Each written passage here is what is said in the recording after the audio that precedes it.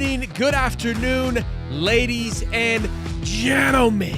Welcome back to another episode of High Top Sports. Good to see it. It is, in fact, the best day of the week. We got a jam-packed show because Cam Parker joins us, and it's the first day of fall camp. The Clips were flying, Dallas Wilson was flying, and Tyreek Sapp looks like an absolute unit, boys. And I gotta tell you, I don't like to kind of get too over the top with it or, get too excited about things, but 12-0 is an absolute lock. After today, that's where we're at with things. I didn't want to jump the gun, but I've seen enough. Harrison Bailey can spin it. Dallas Wilson's blowing every cornerback off the block. Whatever you need, we got it. We're going to deliver it. We're going to talk all about it today. Also, a massive, huge shout out for little bro. My little brother had his first baby today. Miss Sutton Wine has joined the world and the family, rocking and rolling on a 520 today. I just FaceTimed her. First FaceTime with the little one. So, shout out to my man. Shout out to the family for adding another one. The second grandbaby now.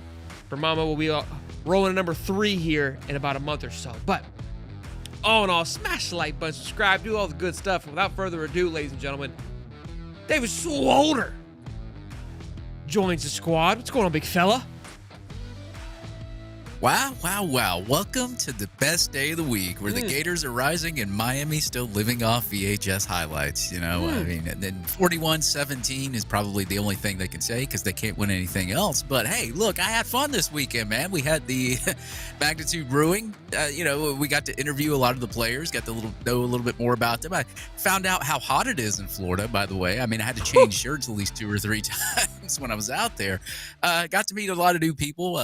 Shout out to all those people out there and the people that showed up. And that's it, man. It's the best day of the week. Let's get it. Let's go. Absolutely. It was a fantastic time at Magnitude Brewing. I forget you are from Georgia. You weren't. A lot of people I don't think were prepared for it. Even us Florida boys were struggling a little bit. Jamez Angel, did she come out chomping? No, little bro, he's a Seminoles fan.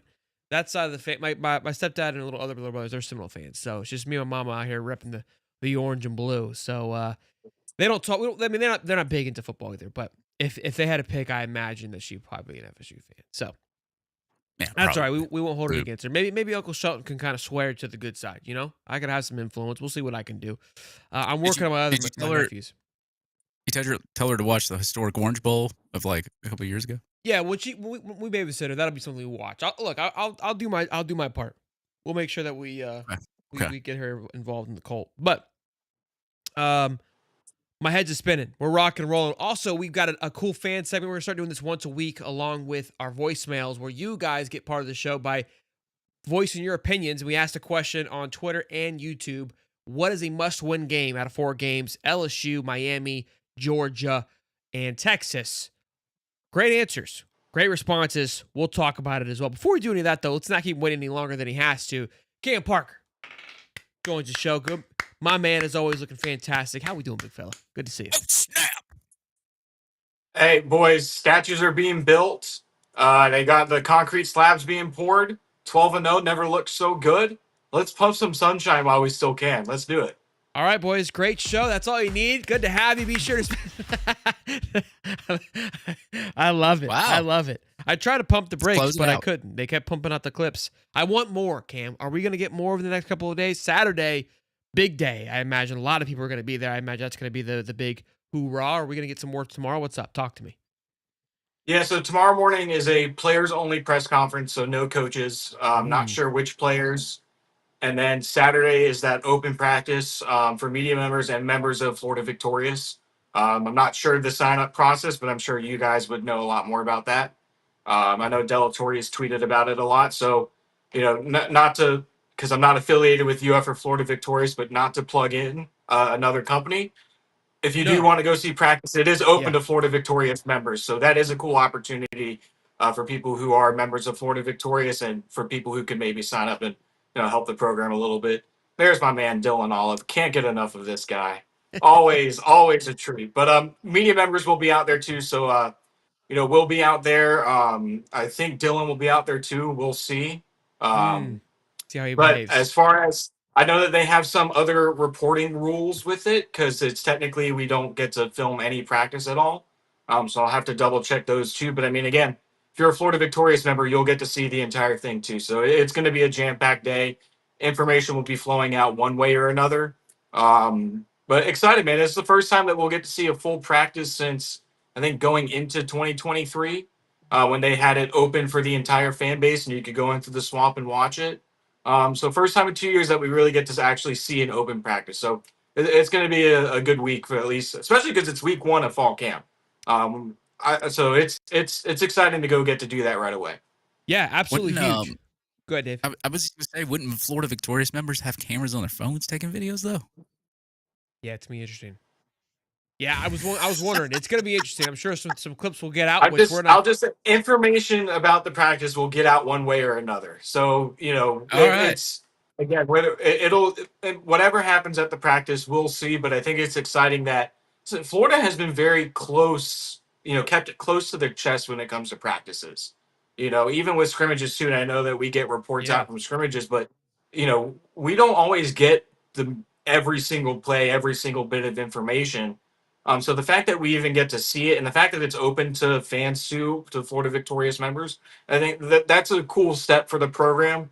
I think it also shows that they're a little confident. If I'm reading between the tea leaves, I ooh, think that if they're confident enough to open it up a practice for everyone, I think that that's a good thing too.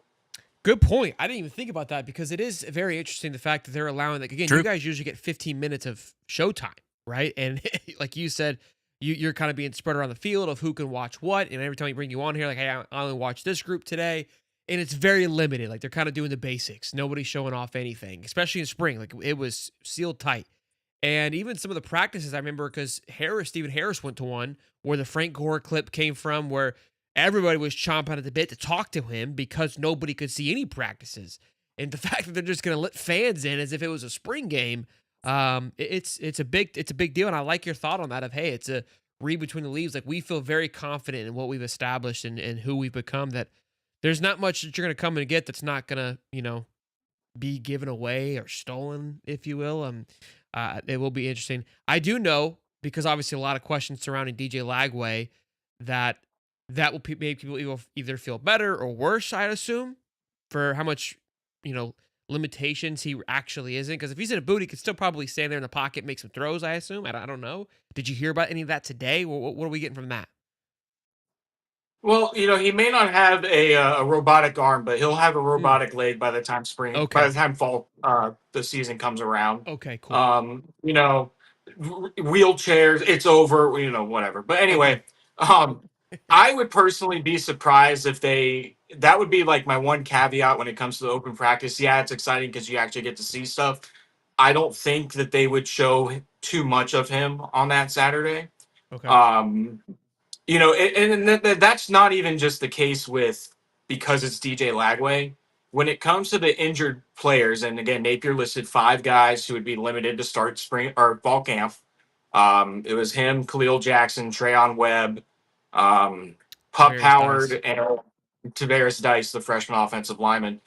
They have it to where they won't explicitly say what those limitations are, but usually those guys don't even participate in the practice. They're usually doing stuff in the indoor.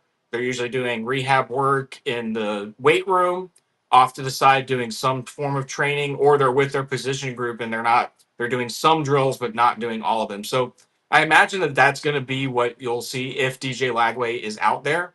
Sometimes they have guys go through warmups and then they send them back to the training staff area to go do their own thing away from practice. So I don't know what exactly that's going to look like. But I wouldn't say get your hopes up about seeing DJ Lagway in the pocket on 11 on 11, or even 7 on 7. He'll probably just do some very limited work, if anything, and then you won't see too much of him from there. Okay. Interesting stuff. What do we got exciting from today? I mean, there was a clip of Dallas Wilson just burning Teddy Foster. And look, what sucks about these clips is that when there's a good thing that happens, there's a bad that obviously is on the other Yeah. side of it, and the bad is always us, right? Like, we're beating up each other, or we're having, it's a lose lose or a win win. However you want. It's usually a lose win. It's never one or the It's, other. it goes like, man, our offense is elite. Man, our defense sucks.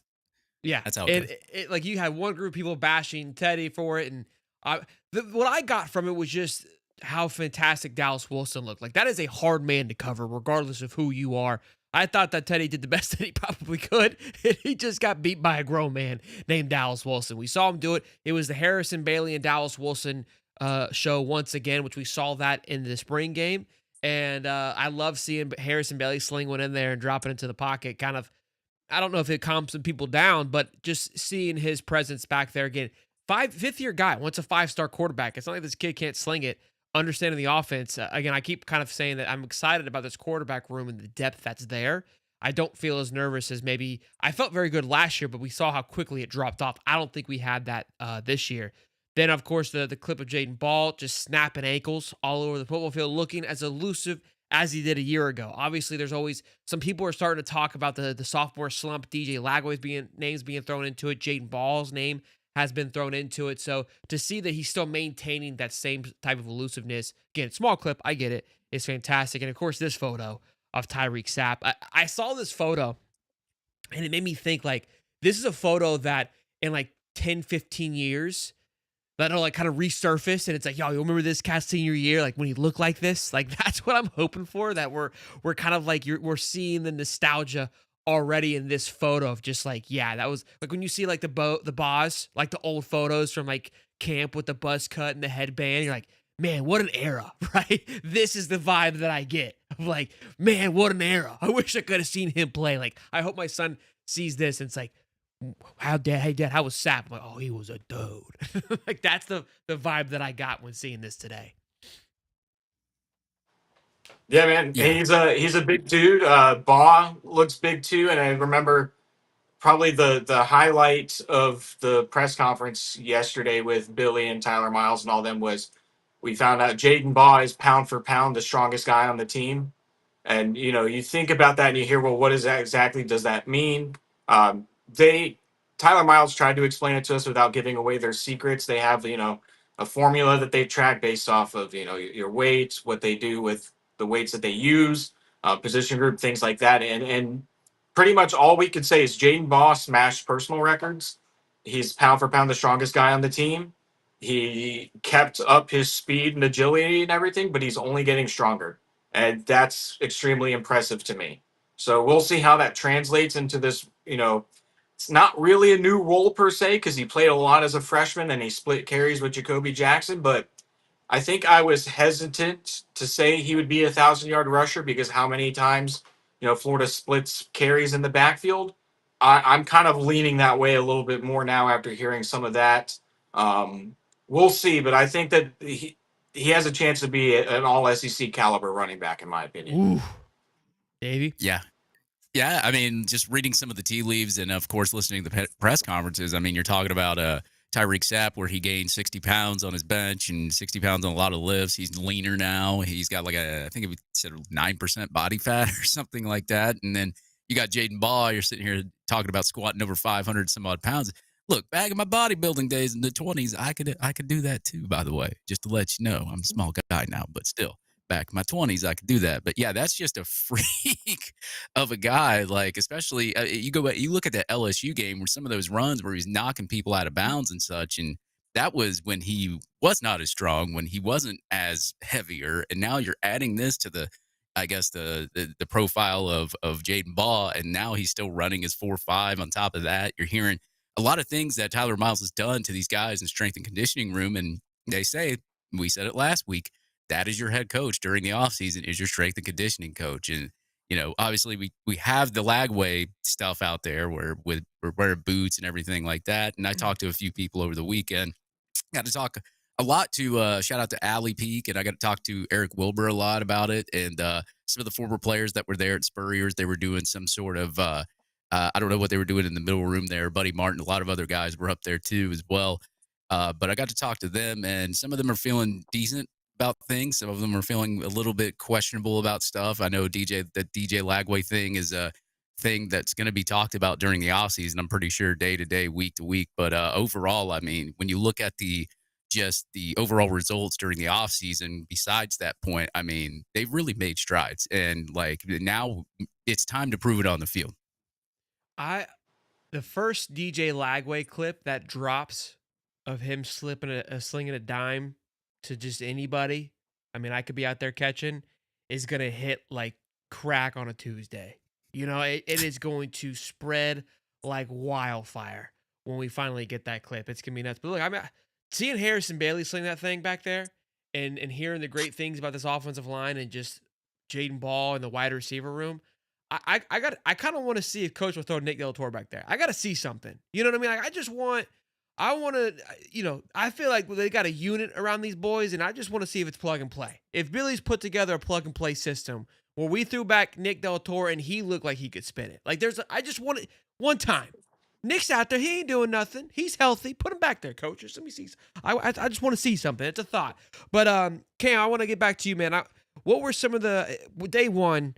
What was kind of the early buzz that was just oozing out? I know that the mouths are chirping and excited about what was happening today. What was some of the small little birdies that you were hearing about? Well, the big news, of course, we'll go back to yesterday too, talking about that a little bit. The big news, of course, that everyone was waiting on was Asa Turner's status with the team. You know, I'm Yeah. just kidding, of course. Yeah, just on the edge of my seat, Cam. Thanks, man. It's just every. No, I'm just kidding, of course. But it's day one. Again, there's a long way to go until camp. But I heard, we can actually, again, if you want to talk Gator football throughout the day, get in the high top Discord because we talked about this a little bit. But stuff about the defensive line, it seemed like had a good day. It's important too that they're not in full pads yet. So, I know Stephen Harris talks about, well, how much does that count with, one-on-ones with offensive line and defensive linemen where you can't go really full as an offensive lineman because you're not in pads, but defensive linemen will bull rush sometimes. So again, kind of take that with a grain of salt, but that's not a surprise to me that if the defensive line had a good day. They've got veteran edge rushers. They've got Caleb Banks, who should be a top 10 pick next year if he builds off of what he did at the end of last year. They've got depth at the interior defensive line spot again. I know that it's some newer guys, maybe some freshmen, and then Brandon Bett, the transfer. But it doesn't surprise me that if the defensive line had a good day, like from what we heard, they have the pieces to do it. Now, the other side of that, of course, is people go, oh my gosh, the offensive line. Are you kidding me? This is what blah, blah, blah, blah, blah. It's the offensive line shouldn't be a problem for veterans. Bryce Lovett looked good at right tackle. And again, it's day one of camp. So when you have those one-on-ones, like we were talking about with Dallas Wilson and Teddy Foster, one guy's going to win and one guy's going to not. And you can either take it as, well, Dallas Wilson is really good, or wow, Teddy Foster is not as good as we thought he would be. And I don't think that would be necessarily fair. But it's defensive line. From what I heard, they look good today. So I hope that they can continue building off of that. They were kind of the big heroes at the end of last year with what George Gums did, with what Caleb Banks did. I know he's not here anymore, but what Cam Jackson did. So I for me personally, when you lose a guy like Cam Jackson, when you lose a guy like TJ Searcy, who was starting, let's be honest, he was a starter at Florida. Yeah. When you lose Desmond Watson, but you still, and Pyburn too, I know that's a sore subject, but guy with a lot of experience. The question is going to be, well, how are they going to look with some of these new guys? And it seems like everything's going to be okay there. So that's a big deal to me. So that was a positive thing that I heard today.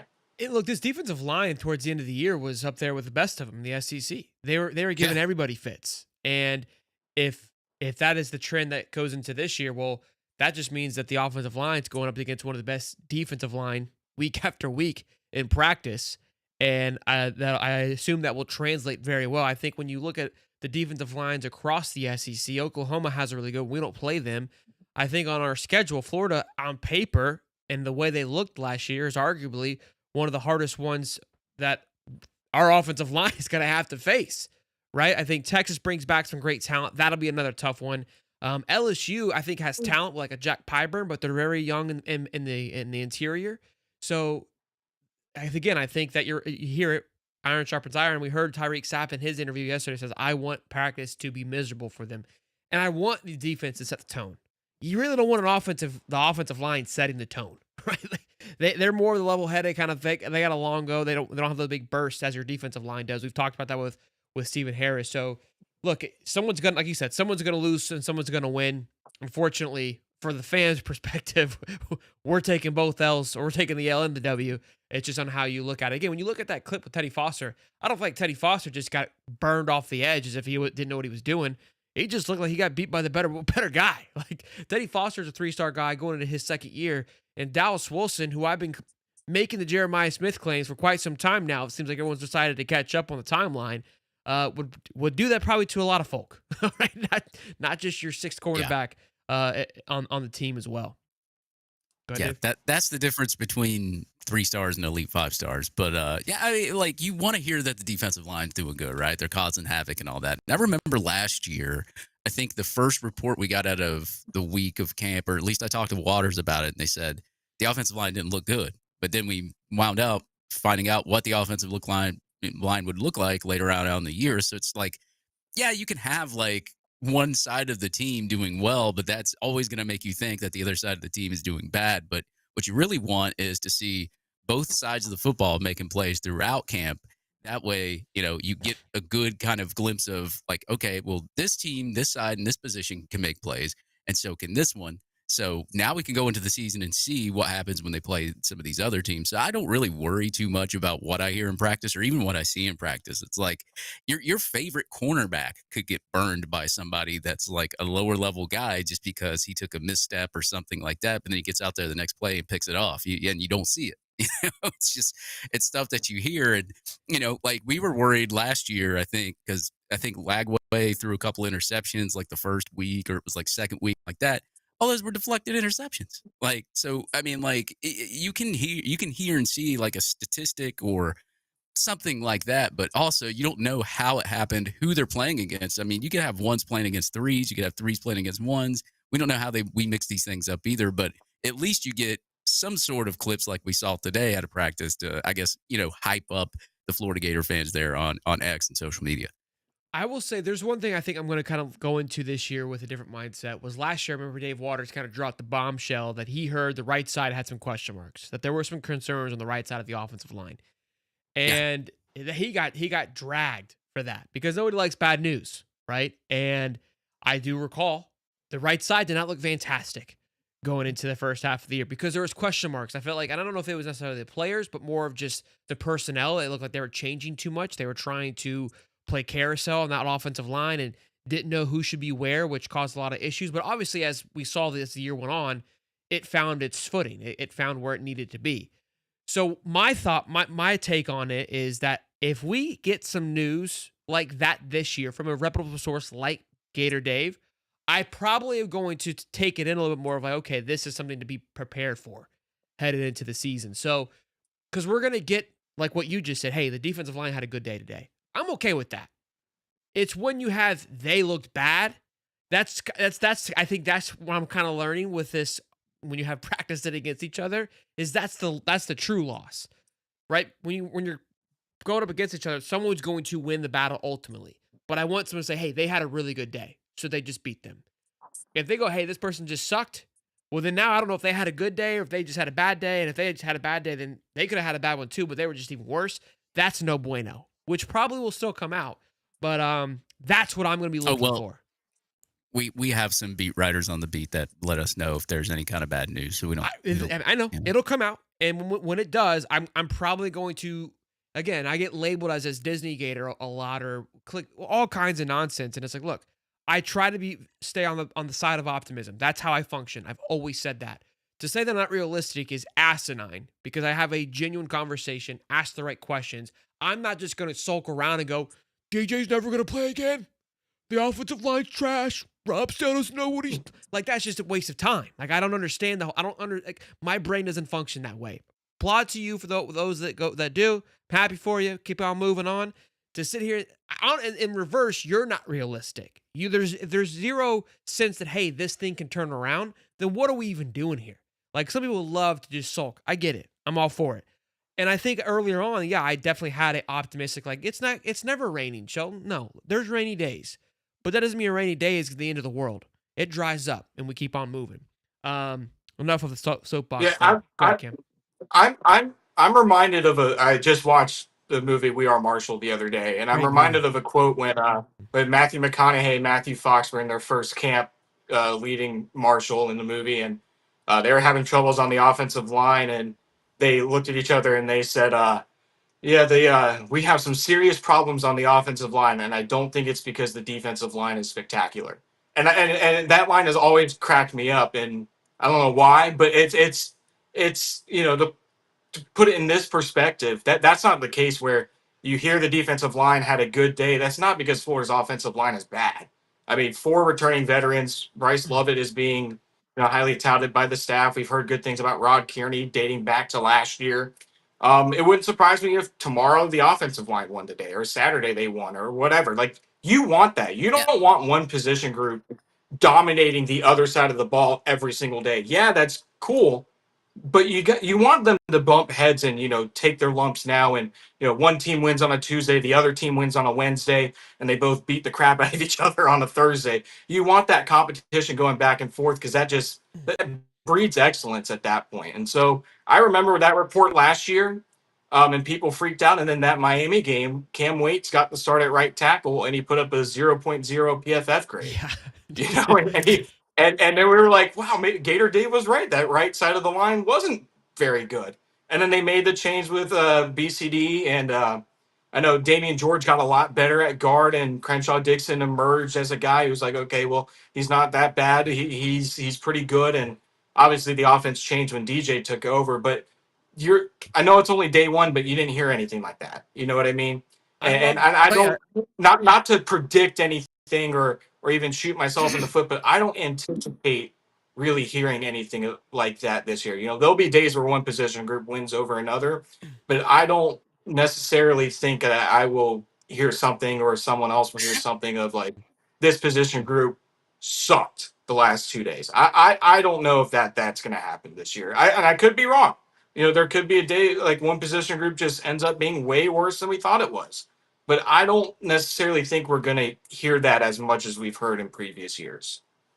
Yeah, and we've seen these guys play before, so it's like, what? Yeah. Why are people worried about what like certain players and certain positions have done? We know our O line and D line has good players on it. Like, they're coming back. I mean, how many preseason nominations have they been up for? How many? We have a first team All American on one side. I mean, like, we've seen them play. Like, so I don't understand why everybody gets so worried about that. I love that Marshall quote, because that is a good kind of egotistical check, right? That coach is notating that, hey, like, we have a problem, and again, that's what happened with Gator Dave. Somebody close to the program had to know where all of, like, hey, this is a problem. It's not like they're just beating us and they're better. No, they're beating us because there's a massive issue here. So that's why I said, if I hear something like that, I'm going to trust it and be like, okay, hopefully this, and honestly talk about it more, and maybe bring some awareness to it. But again, we haven't heard any of that yet. There's been a lot of positivity. What is very interesting too, I've noticed the tone of a lot of beat writers has changed over the last year as well too. I think there was a lot of, I don't want to say negative, but skepticism and rightfully so, right? Of how the Napier was viewed, this team was going, and they were labeled as negative beat writers. Like, I know Zach would kind of get thrashed a couple of times. Nick Del Toro was thrown into that bus a couple of times. And it wasn't they were being negative. Again, they were being realistic from their perspective, their thought, their approach to the game. And again, they came out on top, I would say, of being right for most of those years. A lot of those guys have changed the tone a little bit. And again, it's not like they get paid more or less because their tone changes. It's just, I think they genuinely feel that way, which is good, which is great to hear. But look, I mean, the next 3 days are going to be busy, I'd assume. Are you scheduled before Saturday to be on the field at all for you guys? No, Saturday will be the first day, so we'll be on the field for warm-ups and then up in the press box for the actual duration of the practice. So, I mean, we'll be able to put practice clips up from the warm-ups. And again, that's just usually the 10 to 15 minutes of what we usually put out there when we go out to a practice. Position drills, one-on-one, like individual work, things like that. And then when the actual practice happens again, I don't think we'll be able to film really anything. But again, it's a Florida Victorious event. If you want to go see practice in person, if you're a Florida Victorious member, there's a way to sign up. Don't ask me how, I don't work there, but I'm sure it's all over social media somewhere. And again, info gets out all the time about these practices, so we'll see what happens with it. But again, the fact that I go back to what I said earlier, the fact that they're opening something up for the first time in 2 years, reading the tea leaves, they're confident to show what's on there, and I think that they have every right to be after the way that they finished last year, and even kind of dating to what you said, Shelton, about beat writers kind of changing their notion of the team. The guys who are more known as negative are they're a little bit more positive going into this year, and it's because we have evidence of that now. Billy's first 2 years, they were losing seasons, and there looked like no hope for the program. So of course we're going to go into 2024 feeling a little bit negative. Then they lose to Miami, and you're like, wow, we were right. This team is and program's going in the wrong direction. Yeah. Now we saw how they actually look when things go their way. They win 4 straight games. They beat ranked opponents in the swamp. They beat the crap out of Florida State. They win their bowl game. They have a first team All American in Jake Slaughter. They get seniors who are supposed to be draft picks to come back. That's the other thing too. And then the recruiting class comes together. Like every part of the organization starts to look cohesive and look like what a football program at the University of Florida should look like. And again, that's not to say 8-5 is how it should be every year, but I look at the first half and the second half of the season as two completely different seasons. They were 4-0 to end the year. DJ Lagway was 6-1 as a starting quarterback. Yeah, I know he's dealing with injury stuff, but you saw how the team looks with him. You see that they finally have momentum to build off of something. The previous 2 years, they were building off of just losing pretty much every game in the back half of the season. So you kind of go in with almost the wrong chip of your shoulder of, I don't have a lot of experience winning. How am I going to turn this thing around? Well, you won 4 straight games at the end of the year last year. Now you know what success feels like. Yeah. Now you get hungrier. You can kind of build off of that. So there's no question to me why people are feeling confident both inside and outside of the program. I think for now, it's about proving that confidence is warranted, that this is not just a fluke, that it's not that. And I look back to, Will Muschamp won 11 games in his second year and went 4-8 his third year. You got to prove that it's not something like that, right? That the success from the end of last year is sustainable. And I think by opening our practice, they're confident that this is sustained success and not just a half season fluke. I see the comments now in the chat, and again, people have still their reserves on Napier and his ability to coach and his ability to navigate through these big games. And I get it. I completely understand and appreciate that take on it. And I kind of think, look, the reason I'm excited is because, again, they showed that inning stretch. They showed that things clicked. The team was bought in, which is all that really matters. It doesn't matter how we feel. It matters what the people playing the game for them. And I think about it from my perspective. I always try to relate, how can I understand what this person's going through? And for someone like me, I played, obviously, competitive golf. And through high school, I struggled a lot with the pressure. I was good. I could be, I'd go play in the Sun Belt and have fantastic success because the talent around me wasn't that great. But when you put me up against more pressure, I didn't do too well. Towards the end of my career, I got a little better. I was more comfortable, more inclined. And even as I've gotten older and more experienced and more knowledgeable of things, that pressure, it doesn't faze me anymore, right? Because my appreciation approach to life has changed to where it's dude, you're getting worked up about something that hasn't even happened yet, right? Which is what causes you to crumble in that pressure because, well, if I don't do this, and this is going to happen. It's we're not even there yet, dude. Just tee off. Let's get after it. You got plenty of holes to figure it out, which has allowed for me to play way more freely and have way more success. And again, I know this is kind of dumb. What are we doing, Sheldon? I think that's what Billy kind of tapped into last year of quit worrying about if I lose this game. That you can't think about it like that. If you start thinking about what could be, what may be, if I don't do X, Y, and Z right, you're going to do all those things to cause exactly what you're thinking about to happen. You got to go out there and play free for all, let it fly, throw an interception. It is what it is, and keep on moving. And I think the team embodied that. I know the team embodied that and showed that towards the end of the year. I get it. His first 3 years, the record, all those things do not give you a reason to be excited. His fourth year at Louisiana, where he went 11-1, lost the first game, then won out. That historical data makes me feel good about going into this fourth year because he's shown the same progression.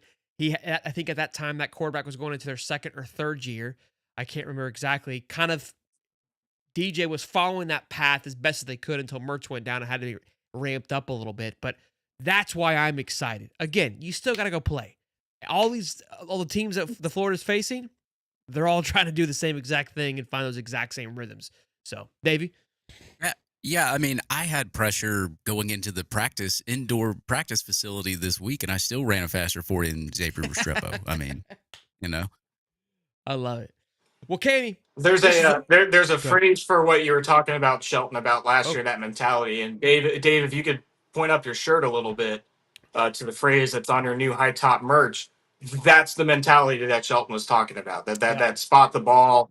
It doesn't matter. How good or bad mistakes or successes. Put the ball down. I think, is it Jake Slaughter? I asked him about spot the ball, and he told me that you could put the ball in the parking lot, and we're going to be ready to play. And again, words are whatever. You got to go prove it. You They got to proved believe a it, though. good bit of it at the end of last year, but it really feels like the buy-in on this team is good. Even with the DJ Lagway stuff, that these are good pieces. And again, to go back to when Billy was hired, he was honest and said that this was a long-term rebuild, and that there were going to be days that we didn't like him and days that we did like him. Well, there was 2.5 years that not a lot of people liked him, but that half year, I think it started to turn the corner. And lo and behold, he wasn't wrong. It was a long-term rebuild, but now it feels like there is some reason to be confident in this program. Got to go prove it on the field, though. So we'll see. I think for DJ specifically too, you got to think too. Florida gets Long Island and USF the first 2 weeks of the year. Florida hasn't played two non-Power Five teams to open the year since Dan Mullen's last year. So that's kind of the benefit for Florida, that you're 2-0 going into SEC play. Benefit for DJ too, that maybe there's a little bit more time for him to take it a little bit more easy with his calf issue and everything like that. But also you get two games to where you don't have to go right in playing a Power Five rival or a Power Five conference champion. You go in with a couple games where you get guys some valuable experience. Both games are in the swamp too. Um, and then you go to Death Valley for week 3, and that's going to be a big indicator of what this team is. Hot take: Florida rolls into Gainesville, Florida, Week 5 against Texas, the number 3 team in the country. wow. Okay. They beat. Hey, Oh, they take on that's LSU, Miami. Both games on the road. They're going to be probably a top 15 coming in. LSU's going to be a top 5 team. Miami's probably going to be a top 15, top 10 team as well. You take down both of those teams. Those are going to be massive, monumental wins. That's assuming LSU beats Clemson. You got Texas, Ohio State playing one another. They're going to take each other out. If Florida goes in and goes 4-0 headed into Texas, they will be a top 3 team. And if Texas beat Ohio State, they're going to have a number 2 or 3 matchup. Game day's already going to be there. They're going to double down and create 2 game day sets if they can. That's the take of the day there, boys. Go ahead and sit on that one. Whew. That sunshine is pumping, man. I love Look, it. I mean, like I understand they got to win it, but if they, my point is, if they win Yeah, those 2 games, they will be a number 3 ranked team, because I don't think Penn State's going to drop out of number 1. You can't move. They won't. They've shown they won't move somebody out unless unless Penn State has an atrocious game. But I don't think they play anybody. Again, if Texas has to beat Ohio State, so they'll solidify their spot at number 1 or 2, wherever the preseason ranking has them. And then at that point, again, Ohio State would have fallen, Clemson would have fallen, LSU would have fallen. I think those games would allow for Florida to jump Georgia and Bama. Bama's playing FSU. They could lose that game. So I'm just saying, top five. I like top 3 though. How do you not give them a top 3 rank after that point? That's my thought. I don't know. Slid on it. well. I don't know if the next coming of Tom Brady is going to do well against Ohio State, but we'll see. That's it on that. But Cam, Bam, appreciate you. We'll let's get together on Saturday after the big day. We'll figure something out. We'll do a little pop-up show if you're free to pick your brain about all what you saw, and should be good stuff. Tell me where to give you a follow, man. We're ramping up. We're gonna be balls deep, if you will, here for the next 3 weeks, and then it's gonna be going 100 miles an hour at that point. And I feel like the season's gonna be Lots of here and balls. gone before you know it. That's how it usually goes. Spot the balls. Yeah, man. I think that's the exciting thing about fall camp commencing, is now you're a month away from the season actually starting, and you kind of feel the football energy in the air and everything. And I know it's exciting for us. I mean, that press conference yesterday was the most packed press conference I've seen in couple of years, maybe after like a game day, like a midweek press conference. That was the most packed I've seen in a while. Was kind of so energy for everybody, and I'm excited for football season. But yeah, Florida Gators on SI, and then on Twitter at Cam Parker 25. My man Cam, always the bomb Oh, in our man. Discord channel as well, dropping some nuggets in there as well. Cam, love you, man. Good to see you.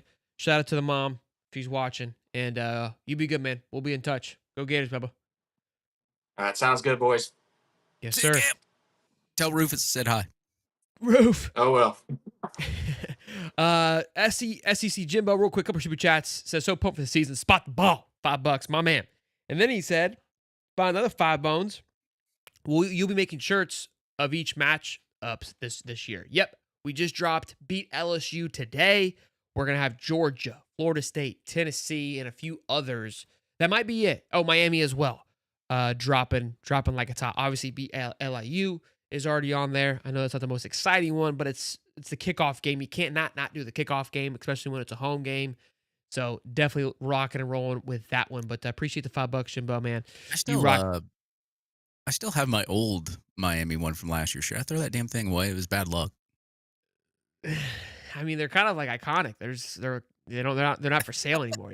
I kind of what I want to do. I was thinking about. I was like, I might do like stickers or something. So just to kind of show the history of them, I think it's kind of cool. But Levi, $2 says orange beat LSU shirt. There you go. It's dope. Go get y'all some. Yeah, they're in three color combos, and they're in 2 different styles. Just on the front or just front and back, because I know people have different preferences. So for the bigger games, I did more options. So you guys rock what you like. I talked to Shelton too for the chat and everybody watching that like we're trying to come up with like new concepts for us individually as well. So hopefully we can get some of that rolling out too. Yeah, for merch. Absolutely. 2 guys, 1 chessboard. Says $2. My man, thank you for the $2. And then Matt Gissy, great segment, guys. Thanks, Cam, for your concise. Did I say that right? I'm going to let you figure that one out.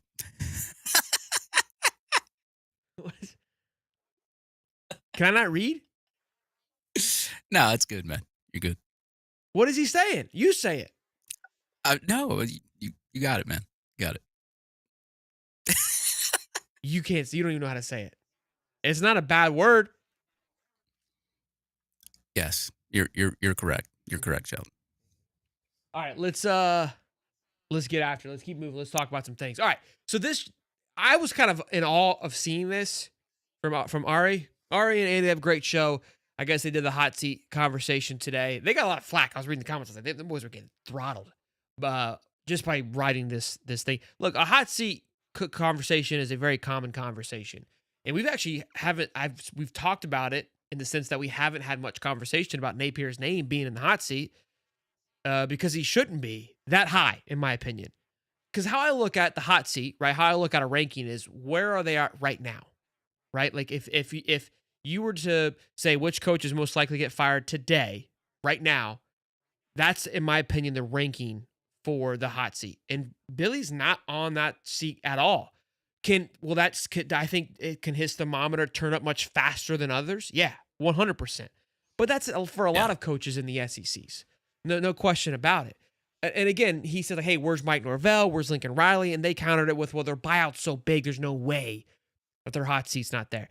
If Mike Norvell went 2-10 last year, if this guy comes out 0-3, the man's seat's going to be hot, okay? Yeah. Napier, Brent Venable, Hugh Freeze should be number 1, first of all. Like, that's where I kind of got irritated. The lists are always fun conversations, but I'm sick and tired of it. Even TJ's take today about the Tom Petty thing. Like, what I'm getting irritated because our fan base is so electric and so diehard that we bite. We bite on every little clickbait article that we can get our hands on. That just fires us up. And they know it, and they keep feeding it. And like, look, this is a bad take. That's kind of where I was going to get at. I just feel like right now, Billy is nowhere near the first on this list whatsoever. And I get your perspective of the buyout thing. Lincoln Riley has been dog water since he's been there. Dog water with a ton of backing, a ton of support. They have been absolute trash. Again, I know it's a $90 million buyout, but if you're talking about somebody that is on a hot seat to perform, how he's not even in the top 8 is out of this world, especially after you just landed a top recruiting class with 35 commits. Hugh Freeze is exactly where Billy Napier was last year. And last year, Napier was on the hot seat, and as he should have been. He was 100% where he should have been last year. I agreed with it. He had a lot to prove. Sam Pittman should be there as well. They've been completely mid the entire time that he's been there. I understand the expectations are nowhere near the same at Florida, but they should be there. Brent Venables, the exact same thing, completely flipping their roster all in. They had an okay into the season, but they have a lot more question marks, in my opinion, than said Florida and Billy Napier. So I don't know. Not a huge fan. Yeah, I don't think you should have Napier at number one. I mean, like, okay, so you go to last year, right? Billy Napier literally had the same record Hugh Freeze had last year, and he was number one. Now Hugh Freeze has the same record, but he's number three. Billy Napier's still up there on number one after he finished last season. I get it. You could still say he was kind of on a hot seat, but the heat it came down a little bit on Billy just because of how he ended last season. Now, I will say I saw a comment in the chat that said, Napier's on the hottest seat. It's playoff or you're gone. I mean, like, as a fan, I kind of think that because it's year 4, whatever. But I don't know if they even get rid of him if he doesn't even make the playoff. Like, I mean, we've seen certain scenarios where we thought he was gone and then they kept him anyway. And I know some of these people work in this office too. Like, I just don't see it happening. I don't know. It could, but Billy Napier, and the thing I love about Billy is he'll even tell you himself, like, because everybody's going to say, well, he had a hard schedule. Well, Florida has a hard schedule every year. I'm tired of they had a hard schedule. Let's give them another chance. But we always have a hard schedule. Like, we're not going to play cupcakes all year. Billy Napier would tell you that himself. And he even said it last year. He's like, there's no excuse. Like, I deserve some of the criticism. But I still don't think he should be up here on this list, considering how he ended last year. I think Hugh Freeze should be number one. Brent Venables, in a way, should kind of be number 2, maybe number 3 there, because I know Oklahoma fans are pretty tired of losing over there, too. I could probably talk to some of those guys. Sam Pittman, he's been there forever. And then what happens with Sam Pittman is he has a bad year, but then he squeaks off some wins he shouldn't, like, win, and then they just keep him anyway. Like, he'll get, like, a good 1 or 2 wins that he shouldn't have.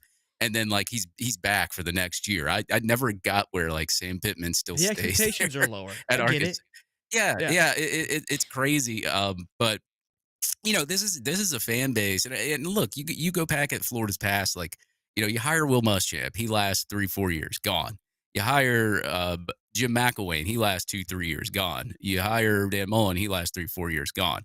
And it's like, are we tired of hiring and firing coaches at this point? Because I mean, like, I sure am. I mean, at some point, like, in my opinion, it goes deeper than that with me. I mean, like, it's got to be some other issue besides just hiring the head coach. Because I like Billy. Like, I'm like, as far as a person and what he does and how he tries and how he recruits and what he does, I like him as a person. I want to see him succeed.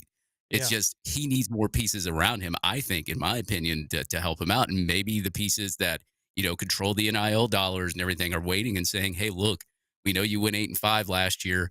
We're wanting to see this next step. If you can give us this next step, we'll give you, a step up and whatever to help you recruit. But at the end of the day, recruiting is going to win you football games anyway. So I don't see where I guess the connection is with where boosters would say, oh, well, we got to see wins. In order for you to win, you got to have the guys anyway. But he's got guys this year. So, now it's time. It's prove it or lose it season here. And we'll see, obviously, what happens with Lagway. But I still don't think Billy Napier should be number 1. I think you can put him 3, 4, maybe.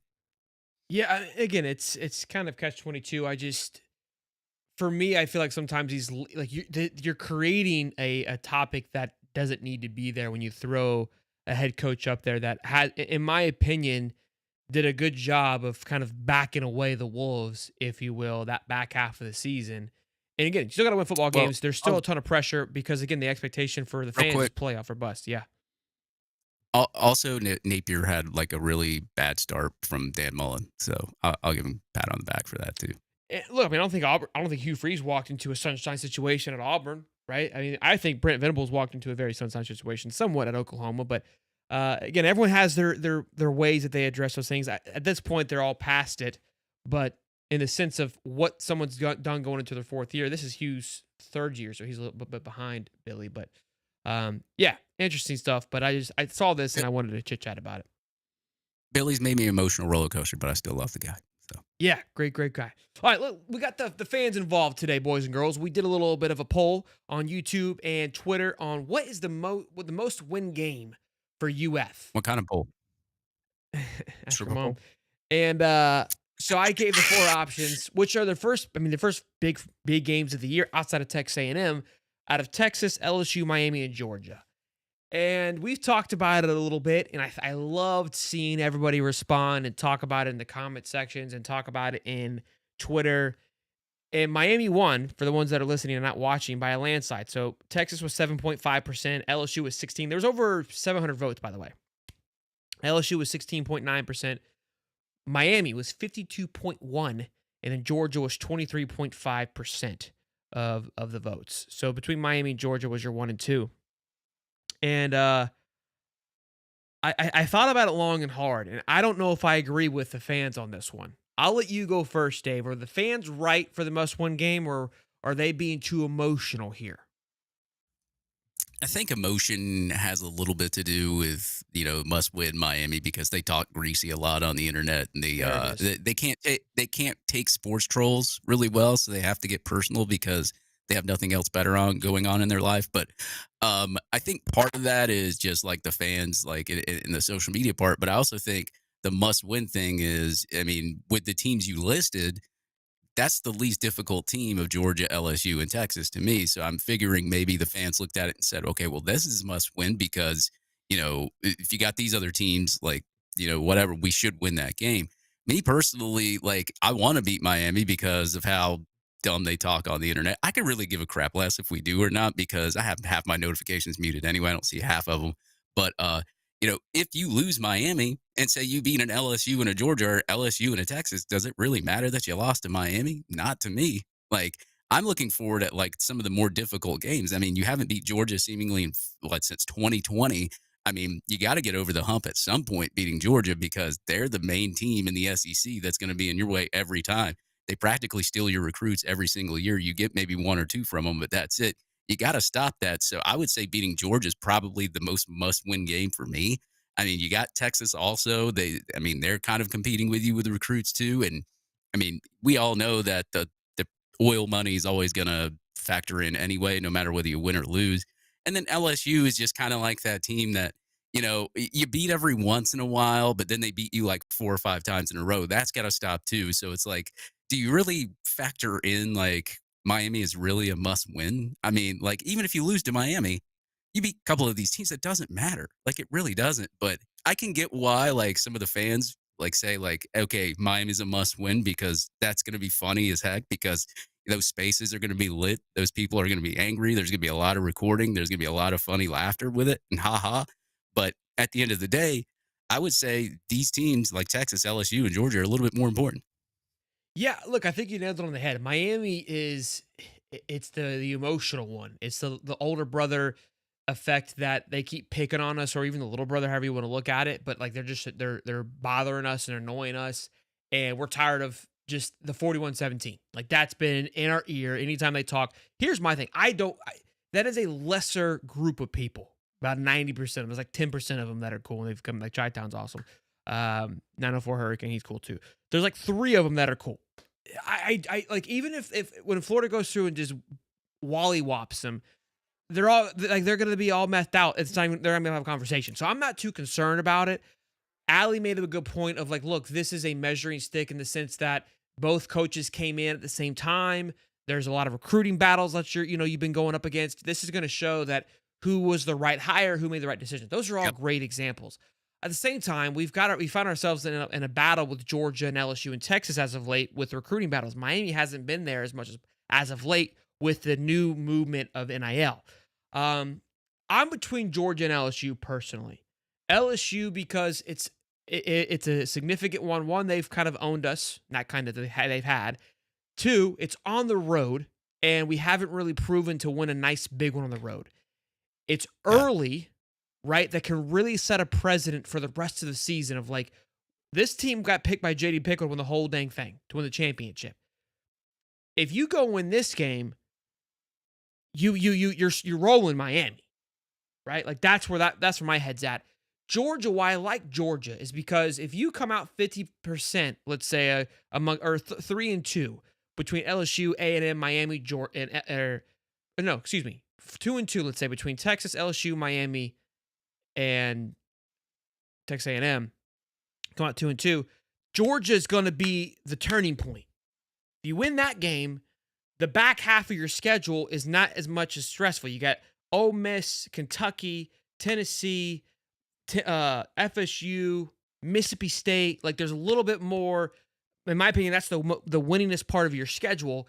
And Georgia can really turn on the burners for you to go on a run. And that to me is like, again, like the focus here is make the playoffs. Like let's not get caught up in the knick-knack, paddywhack, give a dog a bone nonsense of I want to beat these guys. I'm tired of losing to them. The goal is the playoffs. What game gets us the best opportunity to get there? And I think it's that again. 4-0 start, 5-0 start. Like let's rock and roll. But if we have to pick and choose between, that's what we do in talking season. We talk about the intangibles and what could be and the hypotheticals. See you, Dave. But that's my thought process on that. I like the Georgia pick. You took it. That's why I'm going to go with. I like LSU too. They're really hard. But I think we can all agree that Texas, and at one point I felt Texas was the most important one, is probably the least important of the three that I have mentioned here. And I think that it's really close between the other three. It's tough, and I love it. I love the fact that there's so much excitement around all of these games. I mean, this is going to be the first 6 weeks of the season is what we're talking about right here. Like, I mean, you spit on me, baby. How do you not love that? How does that not just fire you up? Imagine you had to go and play Syracuse, Boston College, Wake Forest, and North Carolina your first 5 weeks. Like, how do you even get out of bed on Saturday morning? I digress. Go ahead, Dave. Yeah, and Miami can't even beat those teams. Like, can't even beat Syracuse anyway. But like, I understand the 51% for Miami. Like, because I literally would love to beat them. It would be hilarious. Those people would be so steamed. Half of them wouldn't be talking anymore. It would be great. But at the end of the day, man, like the most important teams that come to my mind, and the most important team I would say on this whole entire list here is Georgia, because you play them every year. They out-recruit you every year. They try to embarrass you in recruiting and on the field all the time. Kirby has his tricks. Like, you have to make a statement and be like, look, we're not going to take this crap anymore. We're done, and put the nail in the coffin there. If you can do that, that's gonna put a rocket ship on you for the rest of that schedule. So I would say Georgia's probably the most important one there. I mean, you can withstand a loss to Texas or something like that if you beat Georgia, or if you even get past the LSU. I mean, I would say Georgia's. You have to beat them. So agreed. Again, it's just that turning point of the schedule. There's a longer battle there, in my opinion. Like you said, with recruiting and whatnot, they bullied us and kind of teased us a little bit. I think you can make a stand by getting a big W there. Look, they're all important. We know that, but a fun little conversation. Oh, yeah. And you know what I found interesting? Let's just beat them all. Yeah. Good point. I found interesting as I anticipated Twitter being heavily Miami, because I just know the group of fans that are on there, and I know that Miami is much more involved on X, like the bickering back and forth. YouTube, I thought it'd be a little bit different, but it was seemingly identical on how these teams are voted on, which was very interesting to me, because I know it's two platforms. There could be some crossover, but there are some people who just focus on one platform. You know, there sometimes isn't always the same amount of crossover. So cool stuff. Almost 450 people in here, boys. Be sure to smash the like button, subscribe. Let's get them likes up and show some love. High Top Dub says, how about it, fellas? My must wins are LSU, Texas, Georgia, Tennessee, FSU, and go Gators. That's the whole schedule, T-Dub. No, he didn't put Miami on there for his must wins. So. Speaking of T-Dub, he had some car troubles, man. I hope you got them car troubles taken care of this weekend. He's supposed to be at the event this week, but couldn't come. So, yeah, man, be good. All right, let's talk about a few guys that have turned some heads. We mentioned it about Jaden Ball earlier on with Cam Parker about I wanted to talk about him being pound for pound the strongest player on the team, which we heard Cam talk about it and how they measure that. I didn't realize there was like a secret formula, right? I just assumed they kind of, in the UCF or UFC perspective, where it's like, again, I don't know how they measure it either, but like I assumed I knew what they were talking about of like for his height, for his weight, his ability to lift is like pound for pound. But I guess I don't think we've ever even heard something like that amongst a football team before. But I mean, I think your running back being pound for pound the strongest guy out there is a massive plus. I mean, I saw people saying, does he look like a Saquon Barkley or does Saquon Barkley look like him? Those are great questions to ask and that need to be talked about during the offseason. I've been a big ball fan. I'm pumped because our guy, Las Vegas Brennan, um, he I always pick on him because he's a ball hater. He says he's not a ball hater. He just likes Jacoby more.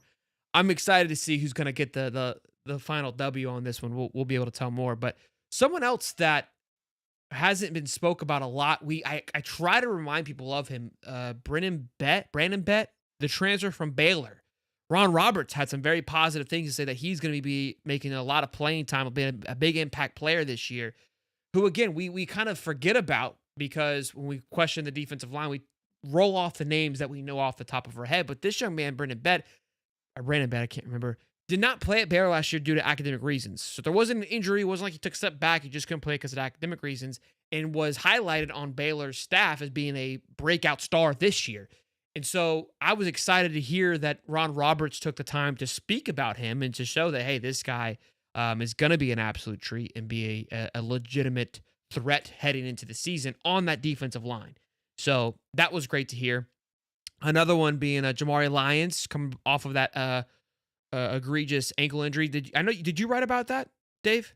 I know you were cranking out the articles today. Did you talk? I saw a Junkyard article. That wasn't yours, but did you speak about him? Jamari Lyons. Is it Jamari Lyons? Sorry, I kind of lagged out there. No, I haven't gotten around to writing one. I'm supposed to write one about him, so I'll probably get around to it tomorrow. But Okay. I wrote about it was Sapp and the Billy's presser, and it was Austin Barber that I wrote about today. Okay. Yeah, I thought you talked about him as well. But anyways, there was a lot of, again, positivity coming from Jamari Lyons, who's obviously filling in that interior defensive line alongside Kalen Banks, who could, again, somebody who was legitimately playing for a fighting starting role last year. And you always wonder how is someone at that caliber going to come back from such an egregious injury like he did. Fortunately, it happened so early on in the year last year that has had plenty of time to recover and has had a great offseason thus far. And then, of course, Kermani, the big one. We heard Napier talk about him saying that he's really made some massive adjustments and acting like a pro, moving like a pro throughout the year, putting on a ton of weight. I think he put on like 30 pounds, went from like 160 to 190, which was huge. 25. 25 pounds? 20, yeah. No, actually, yeah, almost 30. Yeah, 160 to 189. You're right. Okay. Yeah, so 29 pounds. Yeah. I mean, a lot of great weight because, again, he was struggling tackling. That was something Billy said. Billy was very, I would say, transparent in how he spoke about Kermani, and it's very interesting when I watch him talk about certain players, right? I remember with AR, he does it with DJ, and even did it with Mertz, kind of downplays who they are because we naturally excite them and downplays like, hey, they're going through this, they're struggling with these things. And then we'll talk very highly of somebody who you're not even thinking, like Jacoby Jackson. He's like, that guy, I love guys like that don't have the big story. George Gumps, like those are the guys you write about. It's very interesting in how he navigates that. And like, again, when you're trying to read through the tea leaves, it's like these guys that have been kind of stepped on their whole lives. He loves the underdog stories. The ones that are on this pedestal, he's like slightly just jabbing at them. Like, okay, coach, bet. Say less. And for him, he was very vocal. And again, I don't think he was trying to drag Kermani, but maybe a slight jab of like, yeah, I see what you're doing, boss. But he mentioned, hey, he's got to get better at understanding the playbook. He's got to get better at tackling and just straight lines into the media. And you wonder, it's like, hey, I know this guy's going to read this. I know these guys, these particular players, kind of invest in these things and listen to what people are saying. Well, hey, listen to this. If you're not going to listen to me in the room, here's what you got to get focused on.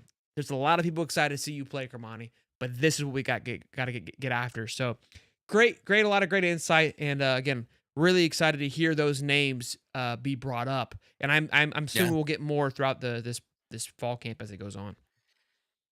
Yeah, what a story from him, man. I mean, like when you thought that he was just going to be some kid that was always going to get in trouble, maybe even skip class or things of that nature. I mean, he comes to Florida. He's awarded an opportunity. He surrounds himself with good people, and I think that was the only thing that was really missing with him is he needed to be surrounded by like really good people and really good influences. And so far, so good, man. Like I'm proud of that kid. You put on 25, almost 30 pounds. I mean, you're doing everything that you should. Obviously, he's still got to learn the playbook, as Billy said, and all that. But like he's putting in the work, right? And that's what Billy Napier talked about when he first got here. It was like probably one of his second or third pressers with the whole 8-phase process or whatever. I don't even know if he still does that anymore. I think he does. But like it was part of doing the work and embracing the work. And so far, so good with poor Monty McClain. He has done that and he's reaping the benefits of that with the results. Of course, he's still got to learn. He's still inexperienced when it comes to, I guess, the tackling part or whatever Billy Napier sees, because we don't see what he sees in practice. But shout out to him, man. I'm proud of that kid, man. I mean, hell, when we took him in, I was just like, I don't know about this, Yeah, but we were reserved. He's Yeah. proven us wrong, and he's done a great job. Yeah, no question. We had our reserves when he was brought in, and again, I think we kind of all said, "Hey, look, no scholarship, earn your spot." I'm cool with it. Like the way that you've navigated your collegiate career so far, it's a little concerning, but you're taking it on the chin, and I'm all for second chances, especially if you're willing to be humbled. And he's been an awesome story. I love that for Kamani, Yep. and I'm really excited to see what he's going to be able to do this year. And again, if he can make that big leap, that cornerback room goes from being, I think, exciting to possibly very Next level. yeah, next level for sure, no question. Especially if Devin Moore is able to stay healthy, that's a big one. Dejon Johnson, I'm beyond excited about, and the youth in that room is phenomenal. So good stuff. Robert Vincent, $5. Jacoby is that guy. Pensacola in the house. Shout out, Robert. Thanks, Speaking man. of Jacoby, man, hey, look, I got to see that kid in person. That dude is muscular, dude. Like They're all units, up, bro. They're all units. and he was wearing a loose shirt and he looked big. Yeah. It was his own shirt. It was a sick shirt too, by the way. Great personalities, man. Nice. Like, we talked a little bit about it on Monday. I talked about it with Cody a little bit. Obviously, you were there. It's very refreshing and really cool to see how these guys just navigate like true professionals. Again, these guys are 18 years old and have to make a fast transition. And we say, well, it's what they signed up for. Sure, 100%. It's their responsibility. Yeah, I get it. But that doesn't mean they're necessarily going to have all the tools and everything figured out right away. None of us were at that point. So all of them were very, very patient. A huge shout out for the fact they took time out of their Sunday to come hang out with us and chit chat. Yeah, I mean, and it was hot. yeah, very easy for them to just go, hey, something came up. And like, what are we going to say? Hey, what the heck? No, like incredible young men by sticking to it and being there. So huge shout out to those And guys. another shout out. Let me get another shout out to Bron Hampton, man. I had a really good conversation with him after you guys did the interview. I was just like, hey, man, what's your 4? He's got to be like 4.3, 4.4. He's like, yeah, it's 4.4. And then I was just like, dude, like when I watched him on film, I didn't even know it was him. Like I was just like, man, like when you cut it so quick, I was just like, who is this guy? Yeah, he's a beast. Great young man as well. Very well spoken and a great attitude, man. Great. He was so fun to talk to. So bubbly. Could have talked to him all day long. Yeah. He was all ears, man. So it was really cool.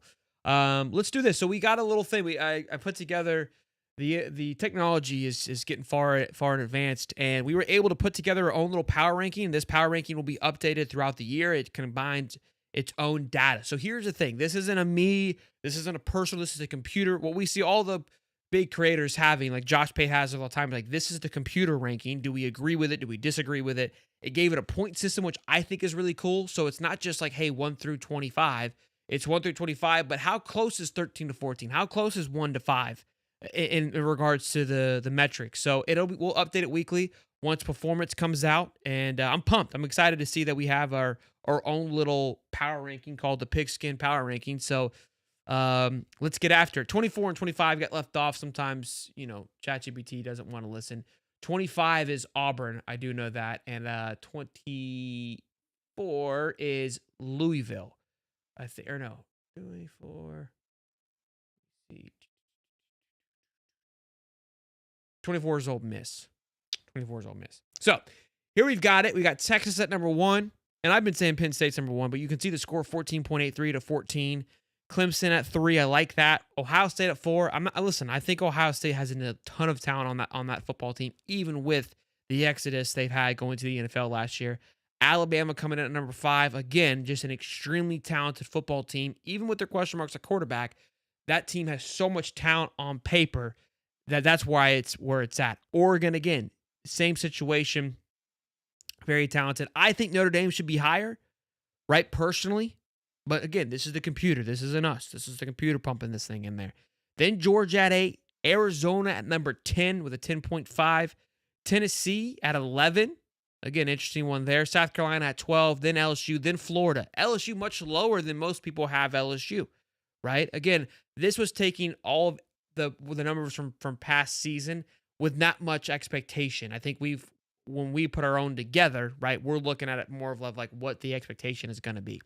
Florida's still in a very healthy spot. Indiana, 15, BYU at 16, Miami at 17, SMU at 18, Mizzou at 19, Kansas State at 20, Iowa State at 21, Louisville at 22, Michigan at 23, then ending with Ole Miss and Auburn at 24 and 25. And again, you can see the numbers there, the separation.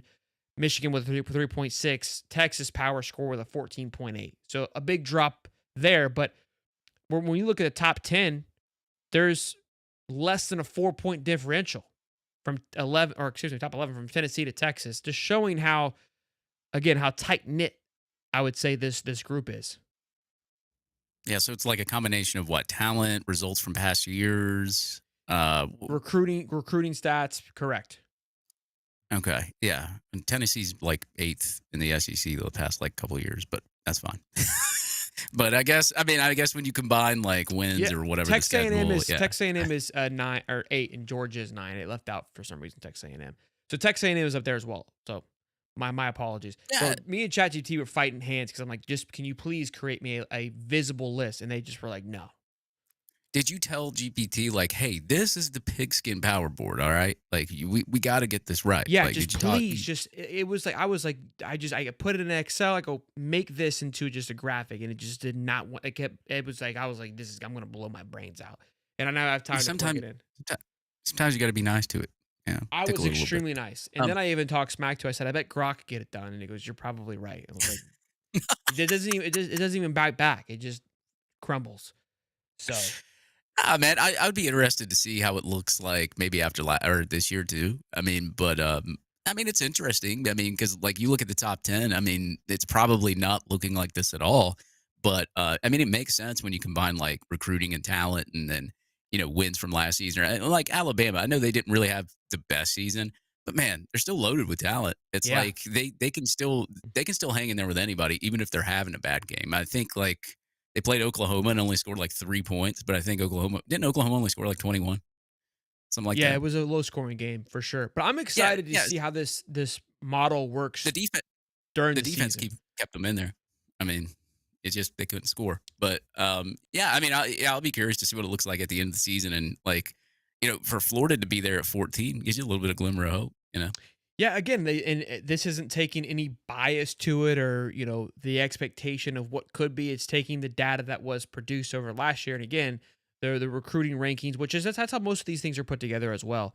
Now, obviously, when Josh Payton, those guys put their own personal one together, they're just putting it all based off of field. So, like, I would move someone up a little bit higher, but I wanted to get I wanted just a computer generated list, and then this list will be updated as the year goes on, comparing the current data. And what I'll probably do is once we play that first game is hey, let's not now take any prior information and let's just use all the data from week 1. So it's going to be very raw, but I think it'll be different from other people's lists because of that. I mean, we can play with it. I'm interested to see it. Again, it gives us a talking point, something to bounce off of, whether we agree or disagree with it. And then also compare it to see how it matches up with the AP and how good it is. So something we're trying out. I'm excited about it. That's the thing. Like people, they do a lot of their predictions and stuff like that. I like different models based on different things. Like that's what makes it really interesting. Not like, oh, I predict this is going to happen and this is going to be 1 through 10, 1 through 20. It's like, well, what got you there? I want to know what you combined, what you did to get there. So it's like the different models. Like I think K4 does a model that they have, and they do certain rankings and certain things too. I'm a big fan of those, and it's like. It's not really saying that like, okay, this team's going to be at the top per se, but it's like combining certain things and certain statistics and everything else that puts them one certain team at number one certain team at number two, and all that other kind of stuff. So I like looking at those different models. Yeah, it's good. It's cool. I'm excited to see. I think it allows for us again to have a different perspective on it because I'm a very emotional person. I'm aware of that. I like logical and statistical data to talk to and talk about. And I think it'll be a big help once we do our game previews as well. It's like, hey, how does the model view this game? So really pumped about the pigskin model there and how we can continue to use it. High top dub $5 says something cool. Our only class of 27 commit is from the town I live in right now, Cottondale, Florida. Cottondale. Cottondale? And okay. Yeah, I'm Cottondale. struggling tonight, boys. All right, let's good stuff, man. Let's get after it. Here's the new Beat LSU shirt. You can see the graphic. Super pumped about it. That's the back of it. Again, there is a version of it. It's on the front. Go to hightopsport.com. It's /shop. You go to our channel where you can, or the website, then you can click on shop and check out all the merch. Get after it. Show some love. All right, let's listen, Dave.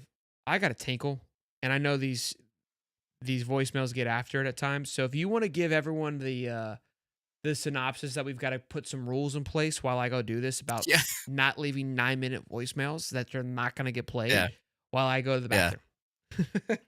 Okay, go ahead. So from now on, when you guys call in to the voicemail line, all right, like we love it, and we love that you call in. We don't care who it is who calls in. We'll play it as long as it can be acceptable on YouTube. But the 3 to 6 to 5 minute sing along voice calls, those are it just takes up too much time. We get it. You're having fun. We want you to have fun on it, but leave it like a minute, man. Maybe a minute 30. Like maybe get it out in like a minute 30 seconds, like give us the short version. We don't want the long dragged out version where we're sitting there and, we're like sitting there looking at our watch and being like, when does this song end? It's like the song that doesn't end. Have you watched Lamb Chops Play Along? It's kind of like that, but like we love the voicemail segment. Just keep it a little bit short, baby. You can still call in. It's all right. We good. Just if you got even if you go push it 2 minutes, as long as it makes logical sense or even if it's funny, we'll play it up to 2. But just make sure that it's like a little bit short. Like Shelton's pee. I'm pretty sure it's still long right now, so he's taking a whiz, but. Other than that, man, I mean, everybody, we enjoy the voicemails and we want you guys to keep calling in. And I think we just got a voicemail actually from, it looks like a 770 number. So I'm not going to play that though. I'm going to let Shelton play it when he comes back and gets done tinkling. But shout out to everybody in the chat, man. 416 strong here. We got Q Lee, always a guy that comes into our chat a lot. He's he's oh, you done peeing? I was on a roll, man. You sitting around? No, I'm kidding. But yeah, I gave him the lowdown. I said, hey man, leave it like 1-2 minutes. I said 2 minutes tops. If it's funny, if it means something. Yeah. 6 minutes is nuts. Yeah. All right, here we go, boys. First one. Let's get after it. Now, here's a little story you got to tell about 3 bad brothers you know so well. It started way back in history with Sheldon, Gator, Dave, and me, nobody. We had a little gator named Albert, just me and my gator and a quart of beer, right across the swamp, kicking up weight. FWP's on my tail 'cause I'm in demand. One lonely DJ I be. All by myself. Oh, fuck, I didn't actually write the whole chorus. I'll get there. Unbelievable. This is there you go. See, that one was good. That one was good.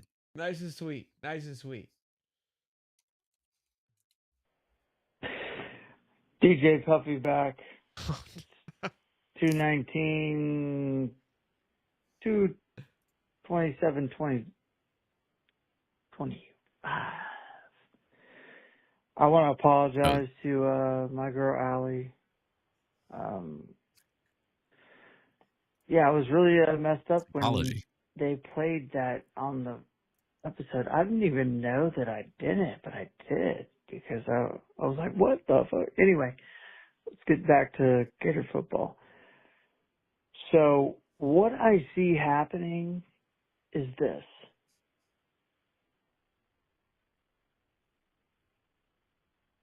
We may go 12-0. This could be a shocker to many people, but I've got a yellow page, yellow board, high top regalia that has been philosophized by the philosophical adoption of the SEC, and some people call that, they call it chicken parmesan. I call I'm it still waiting on the apology. chicken linguine. This ain't your typical Alfredo. I call this the linguine of the squeenie. And as we will see, we'll check back in about, halfway through the year. But goddamn, I cannot wait. Let's get ready. Queenie. I was waiting for the apology. What are we Hey doing? there, Sheldon. Oh, my Dave, this is old Greg Sankey, Commissioner of the Southeastern Conference, also known as God's Chosen League. Now, I heard some folks up in Big Ten land are feeling a little spicy lately, talking about academics and TV deals like that somehow translate to winning football games. Bless their hearts, let me tell you. And don't even get me started on the ACC, or as we like to call them down here, another crappy conference. Clemson's been hanging on by a Dabo thread, and now Florida State thinks they're SEC material. That's adorable. Y'all still playing Wake Forest and Boston College every year like that means something. Come on now. Meanwhile, over in the SEC, we just reload. We've got Kirby printing 5 stars in Athens like it's a Waffle House menu. Saban might have retired, but don't worry. His statue already put in for early playing time. Look, I'm not saying we're better than the rest of college football. I'm just saying if the SEC was a country, we'd qualify for the playoffs twice. Anyway, I got to run. Got a Zoom call with ESPN, God, and Paul Feinbaum. We're playing the next 12-team playoff that'll end with 4 SEC teams in the semifinals again. Y'all be good. And remember, Saturdays are for the SEC. The rest of y'all are just plain dress up. I love it. Dude, he doesn't miss. He does not miss He with doesn't. his people. That was a Whether good one. I don't, I'm sure he's reading from a script, but it's great. Oh, so good. So good. This was 5 seconds. Gators by a million. Shelton, you suck. Go Gators. That was the I best know who phone call. exactly. That was the best phone know. call of the night. I know exactly who that is. Is that Mr. Nobody? Who was it, Dave? Was that Harris? I think Gators so. by a million. Shelton, you suck. Go Gators. That's definitely Steve. That is Steve all the way. That is Steve. I gotta check that number on there. Make sure it is Steve. It's gotta be Steve. Yeah, let's put it out there for everyone to call. How about that? It is Steve because he shared the thing today. It is Steve. Well, he didn't say I suck, so yeah. Puppy dog left one for 30 seconds. There's nobody there. Well, boys, Oh, really? another banger of a show. I mean, we're getting off hot and heavy. So here's the thing, though. Tomorrow sounds like we're gonna have another show because we've got player conversations. So we'll be rock and rolling tomorrow. Friday will probably be an off day. Then Saturday is gonna be a busy one because we've got the practice that'll be open to everybody. So we'll be having tons of conversations about that. I'm sure there'll be plenty of clips that we'll do our best to You going down gather there? up. Sir? You gonna go down there? Or? No, I can't this weekend. I blew my load last weekend with going up there. But yeah, this weekend we've got a thing. I'm jam packed till the season starts. This weekend I've got birthday party on Sunday. Saturday I've got to work, and then next weekend's a baby shower for the wifey, and then I'm pretty sure after that it's football season, if I'm not mistaken. Or it's draft week. It's fantasy football draft weekend. So I've got it is the 23rd I think is a kickoff. We got football. I gotta go on a couple of shows next week too. So next week's booked for me, but It's busy. I'll still be in the best. I mean, the next couple weeks are jam packed. I mean, we're in it. We're fully rocking and rolling. But man, we were cranking all night, man. 400 strong for most of the show. You guys are absolutely phenomenal, and I couldn't thank y'all enough for always hanging out, tuning in, showing your love. Means the world to us, as usual. I feel like I'm forgetting something. Dave. I don't know, the left side of your brain. I don't know. But yeah, I mean, shout out to everybody that showed up last weekend. Especially, I had a cool conversation, and look, I'm bad with names. I know who you are. I can't remember your name, but I met a guy, a fan of High Top, met his fiance. They were great. We talked for like 2-3 hours. Left Spurriers. I mean, it was awesome. But 2-3 hours. We You don't exchanged remember numbers. their name, Dave. Yeah. Well, they only told me their name one time. Okay. That's fair. All right. But yes, we exchanged numbers, so I got him in my phone number. So shout out to him, of course, and shout out to every other fan that approached me, and we talked for a little bit too. So, yeah, that's it. That's all I want to say. I was at the went and saw my little bro at the hospital yesterday and met 2 fans of the show, Patrick and Josh. So shout out to those guys, and shout out to what you do helping out at the hospital. Much love and appreciation for thanks for saying hey as well. So yeah, huge shout out to everyone that came out on Sunday. But y'all be good, stay safe. We love y'all. Thank you as always for tuning in. Smash the like button, subscribe, and until next time, that's Dave. I'm Shelton. Peace and love, baby.